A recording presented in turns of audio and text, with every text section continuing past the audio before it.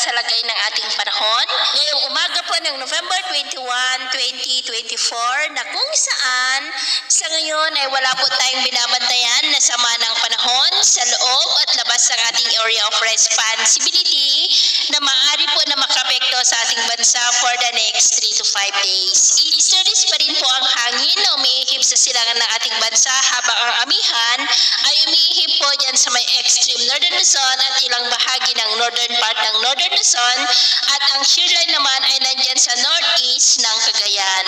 At sa atin pong long range forecast ay wala naman pong bagyo na namamataan na tatabid po dito sa ating kalupaan. Posibleng hanggang sa matapos ang buwan na ito ay storm free po tayo. Pero consistent pa rin naman na may namamataan rito na posibleng pamumuo ng mga sama ng panahon sa huling mga araw ng Nobyembre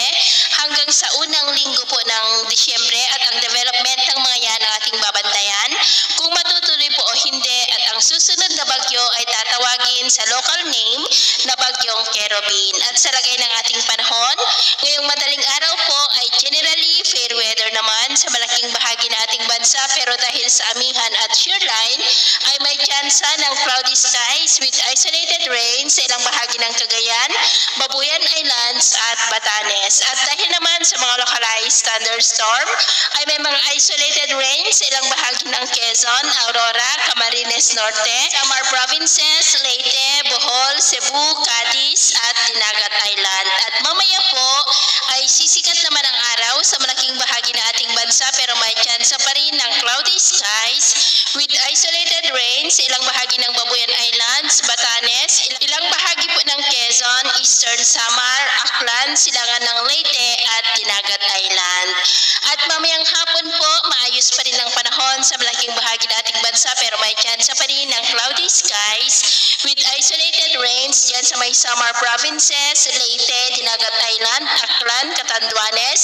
at ilang bahagi ng Cagayan, Apayao, Ilocos Norte, Batanes at Babuyan Islands. Sa atin naman pong mga baybayin dahil sa amihan at easterlies ay maalon po o rough sea condition sa seaboard po ng Batanes, Cagayan, Babuyan Islands, maging po sa northern Luzon seaboard hanggang sa silangang baybayin po ng eastern Samar dahil ang mga alon dyan ay aabot hanggang po sa 3 to 5 meters height. Kaya hanggat maaari ay iwasan na po muna natin ang papalaot dyan sa mga may kulay pula para mas makaiwas sa mga sakunang